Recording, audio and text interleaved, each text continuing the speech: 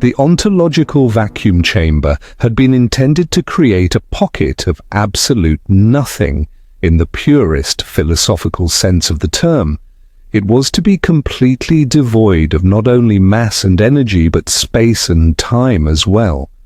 This would not be, like the vacuum of the observable universe, filled with diffuse hydrogen and ever frothing with random quantum fluctuations. This would be nothing. No caveats, no asterisks, just the pure, unadulterated absence of being down to the Planck scale. There would be much ado about this nothing, since it would be, by any conceivable metric, the greatest technological achievement in human history. The specifics of how the ontological vacuum chamber worked were highly classified, and most of those with clearance didn't properly understand it themselves. In principle, though, it worked like a normal vacuum chamber, pumping out its contents until there was nothing left. That required, or at least implied, an impressive capacity to manipulate space-time itself, possibly derived from NASA's dabbling. Experiments in the Alcubierre warp drive concept. And yet, even this would pale in comparison to the engineering that went into the wall of the chamber itself. It was a perfect, flawless sphere, necessary to evenly distribute the pressure of all external reality crushing down on it. It was comprised of some sort of Trans-Planckian substrate made out of something smaller than the smallest scale in the universe. As a result, it was completely indestructible. Antimatter couldn't annihilate it, and even the most supermassive black hole couldn't spaghettify it. It was Clark tech, pure and simple, indistinguishable from magic, no matter how egg-shaped your head was. While the sphere was over 30 meters in diameter, its walls were said to be less than a single Planck length in thickness, completely two-dimensional for all intents and purposes. While it may have seemed that there would have been better uses for such a miraculous substance, allegedly the sphere needed the constant pressure of all reality trying to snuff it out to hold its shape, and it was otherwise unstable in any other conditions.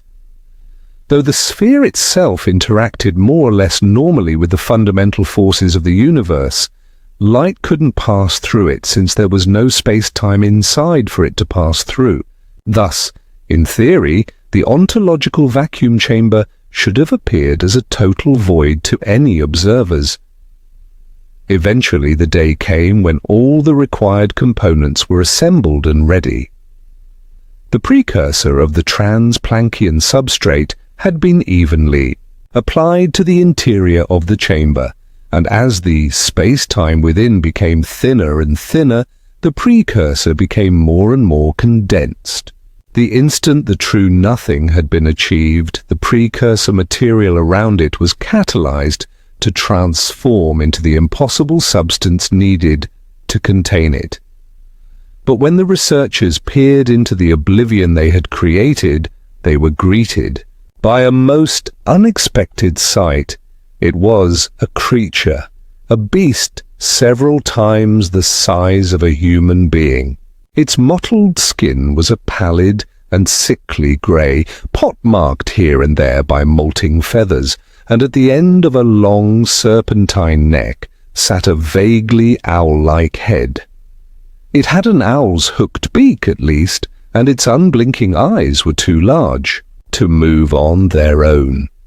Its eyes were asymmetrical in their size and alignment, however, and heavy, liver-spotted jowls sagged from its cheeks. Its body was mostly an amorphous lump of wriggling blubber, possessing only a single pair of appendages that most closely resembled naked and emaciated wings. From the moment it first appeared, the creature spent most of its time curled up against the surface of the sphere, its moist folds of fat creating enough suction to hold it in place regardless of gravity. It would occasionally use its withering appendages to drag itself along to a new spot, but otherwise it did nothing except mutter unintelligibly to itself in an almost human voice. It should have been impossible for any sound to pass through the sphere, of course, but yet the creature's incessant muttering went on without end. It was recorded every nanosecond, subjected to analysis by the greatest human minds and the most powerful AIs, all of them unable to attribute any plausible meaning to what the entity was saying. Research was limited to passive study of the light and sound that emitted from the ontological vacuum chamber, since nothing and no one could get inside, if there even was an inside to speak of.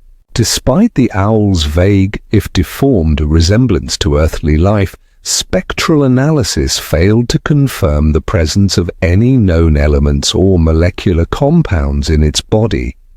In all the time it had been there, it had never shrunk or grown, never required any sustenance or produced any waste, never stopped muttering long enough to inhale even once.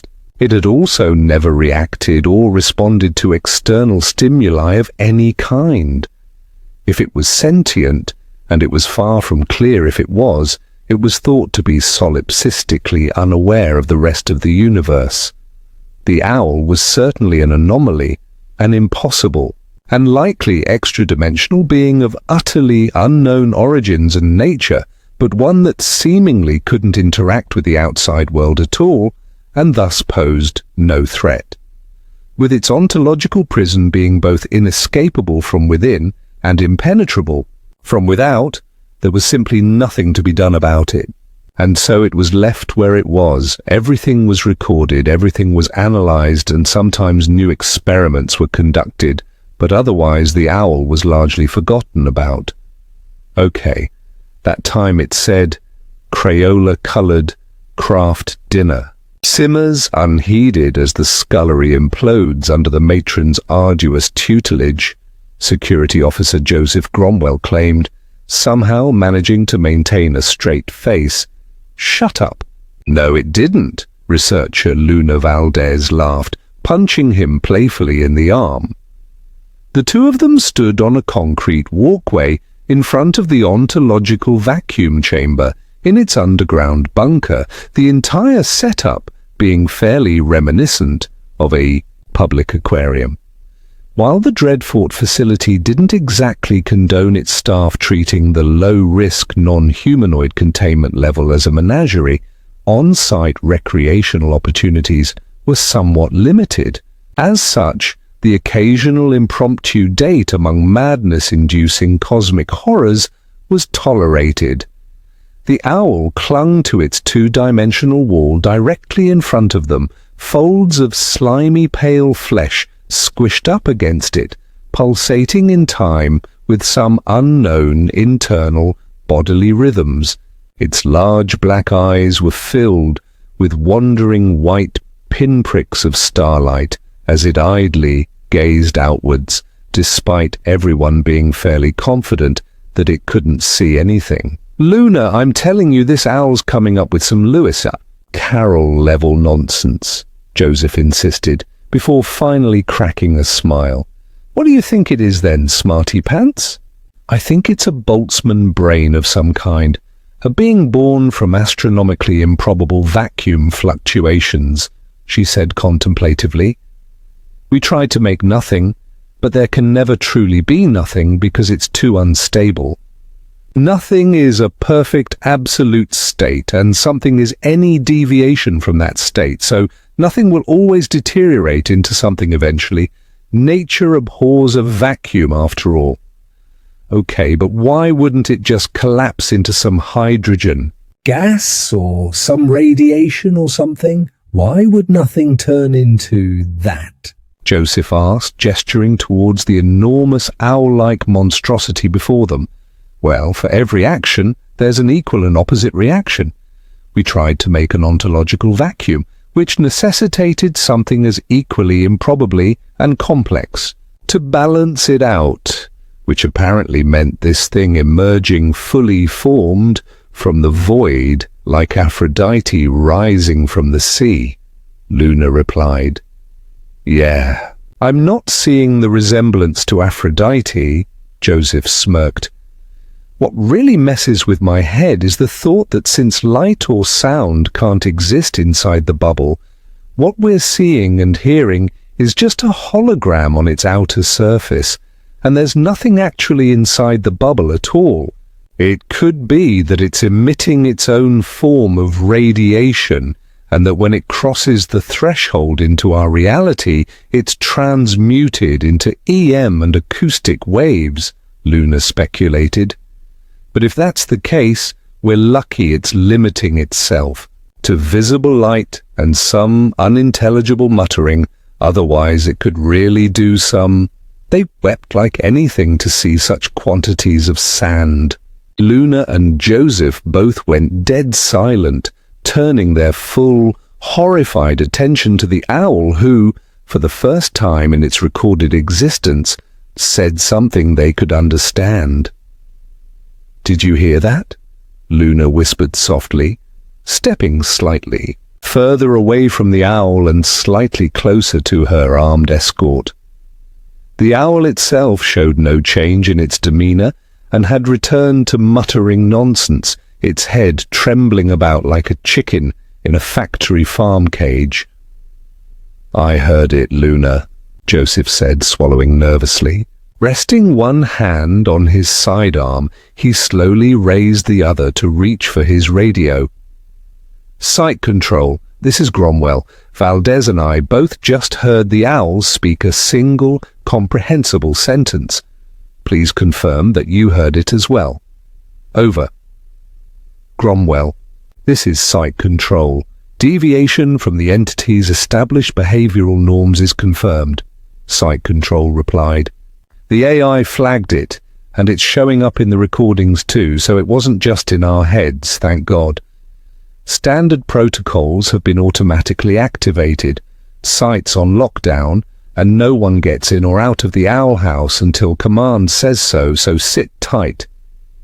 "Roger that," Joseph radioed back. "It could be nothing," Luna suggested, though she sounded far from certain. "It's constantly muttering. Eventually some of it is going to sound vaguely recognizable." "That line was from the walrus and the carpenter, Luna," Joseph told her. "I said it was coming up with Lewis Carroll nonsense, and then it quotes the walrus and the carpenter. It can hear us, Luna. It's probably always been able to hear us." "Or you saying that is what primed us to interpret it that way," Luna countered. "It's just pareidolia, like seeing a face on Mars. Let's not assume anything until we have more data." It was then that the owl fell silent, itself an unprecedented occurrence. It raised its long neck back and coiled it, slightly, so that it had a better view of the outside. It cocked its head towards Luna, and then Joseph, before beginning to speak again. "In ages yet to be, the Sidonia Mesa shall be carved into a face by Martian settlers, validating the delusions of their forebearers," the owl muttered. "Fucking hell," Joseph cursed under his breath. "Is that enough data for you, Luna? It can hear us, and it looks like it can see us too." "Don't engage it unless we have to or command orders it. That's the protocol," Luna reminded him. "Even if we can't leave the owl house, we can probably still get out of its sight." "An odd notion," the owl muttered. "For an enlightened mind, a single glimpse of an object, from the tiniest particle to the most massive galactic supercluster, is enough to read all its intrinsic nature and infer the rest of its world line. Its past, its future, and everything else it will ever interact with. The world lines of these objects can then also be inferred, and so on and so forth, albeit with compounding levels of inaccuracies the further one strays from direct observation. I perpetually extrapolate world lines from everything I see and compare them with one another, allowing me to minimize the margin of error for those I cannot see directly. I see all the universe all of space-time in ever-growing clarity. So, you're saying your perception of reality is like high-level psychedelic geometry? Luna asked with a raised eyebrow, her curiosity momentarily getting the better of her. Sadly, that may be the closest your kind is capable of experiencing consciousness as I do, yes, the owl muttered.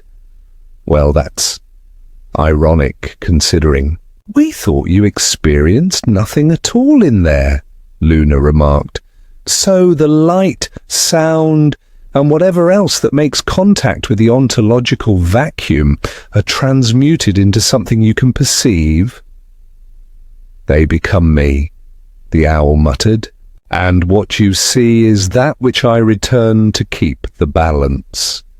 Luna, I think you were right about keeping to protocol. The more we interact with this thing, the more we risk being compromised by it, Joseph whispered to her as he gently grabbed her by the arm and pulled her aside. Let's at least get where we can't see it and wait until— You've already been compromised, Cromwell, a commanding voice said over his radio. Valdez is to continue her dialogue with the entity and obtain as much information as possible. That's an order, understood? Joseph sighed before reaching for his radio to reply. Understood, sir. Over and out, he said, with a shake of his head. Luna smiled at him sympathetically and gave him a consoling pat on the shoulder before turning back to face the owl. Why is it you've never attempted to communicate with us until now if you've been aware of us this whole time? She asked. That question doesn't make sense to me, the owl muttered. I'm speaking to you now because now is when I speak to you. All right, let me rephrase the question then, Luna suggested. Up until now you've been muttering constantly, but what you were saying was completely unintelligible to us. Why were you doing that? I wasn't speaking to you, the owl muttered. I spoke to others, a plethora of others, in a plethora of tongues, all scattered across space and time and planes, holding up a lantern in daylight, in the hopes I might illuminate a being worthy of the title. You're saying that you're looking for a being worthy of being? Luna asked, her voice lowering slightly at the potentially violent implications. And if you find us unworthy? Nothing, the owl muttered. Extropy continues, and reality marches onwards to the omega point, as always, and I search elsewhere for a worthy being. Good, good, Luna said with a nervous swallow. In that case, I'd very much like to learn more about you. You mentioned that you speak with other worlds and times and realities. Can you see them all from inside your chamber? It's not my chamber, the owl muttered. Now what do you see when you look at me? Luna froze at the question, her mind rapidly shooting off multiple responses. What did it mean by that? The fact that it had deliberately compared itself to Diogenes suggested to her that it valued virtue and detested convention. It would not have asked what she saw if it did not wish to hear itself described as she saw it. I see a very large creature with a passing resemblance to an owl, she replied. Your size and deformed appearance are unsettling to me, monstrous even, but you've revealed yourself to be a highly intelligent creature, and I'm eager for the opportunity to learn more about and from you. The owl stared silently at her for a moment, and she stared silently back in wretched anxiety, wondering if it expected her to say more. You do not see enough, then? The owl muttered, and then returned to muttering incoherent gibberish once. Again, that's it? Joseph asked irritably. Just some "the meaning of life is 42" bullshit? Unbelievable. Apparently it's too much to ask timeless Lovecraftian abominations not to waste us mortals' precious time. Well, we know more about it than we did a few minutes ago, so I call that progress, Luna said, through a forced smile, even though it was obvious to Joseph that she was disappointed. Let's go find some place to sit down until they let us out. Undentit says, Let it get you down, Luna. Maybe it will. Oh, shit! Joseph cursed, immediately drawing his pistol. Luna spun around and saw that the owl had shifted in position to raise its long, bony, claw-like appendage into the air, then immediately brought it down to strike the invisible wall of the ontological vacuum chamber. Cascading shockwaves of light, moving as slowly as molasses danced through the air, sending Luna and Joseph ducking to the floor to avoid them. The owl began to drag its wing along the wall of the chamber, creating a ghastly and ungodly screeching. As it went, "What are you doing?" Luna screamed, her hands clutched over her ears. The owl didn't respond, but its mutterings had grown louder so that they were still audible over the racket it was making. Joseph opened fire upon the entity, only for his bullets to bounce harmlessly off of the Trans-Planckian barrier. "That's not helping," Luna shouted.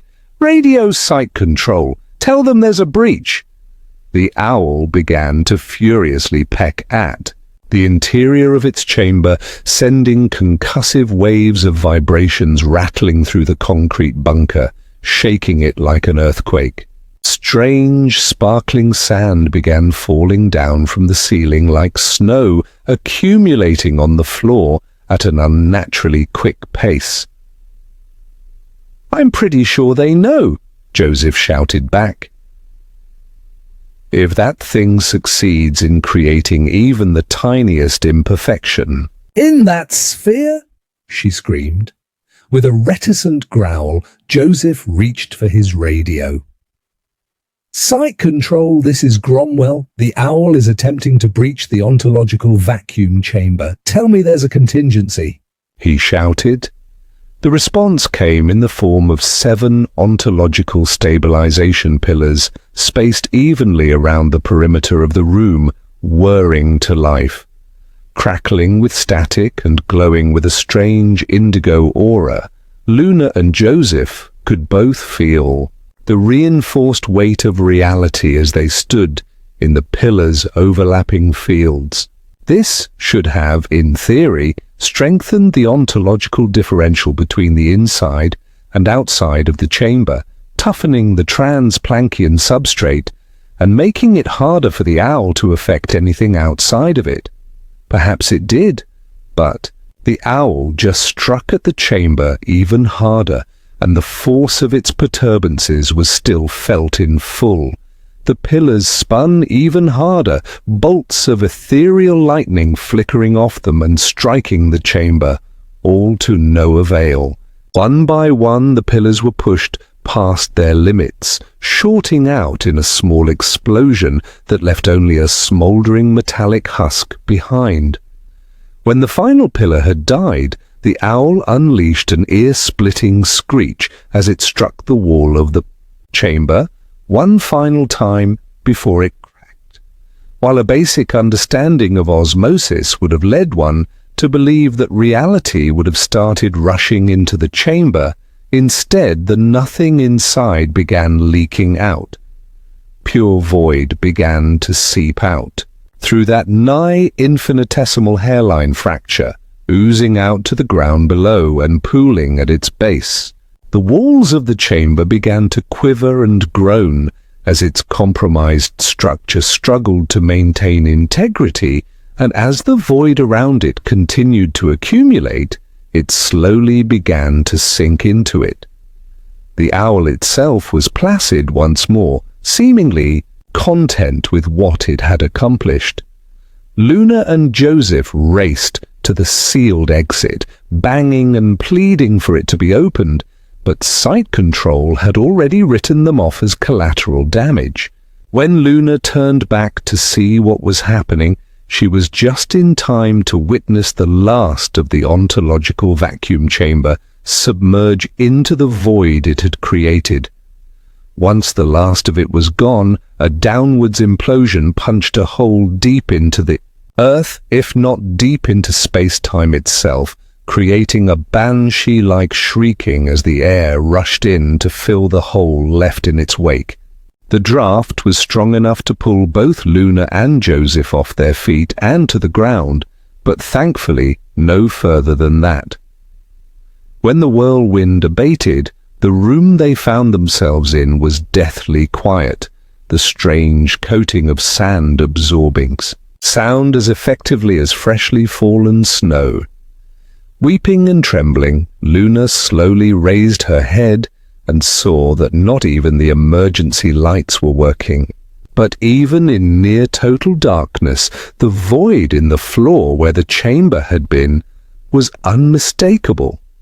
The sheer absence of reality before her could never be mistaken for something as mundane as darkness. She knew that she should have gotten as far away from it as possible and waited for help to arrive, but she had to know what had become of the owl.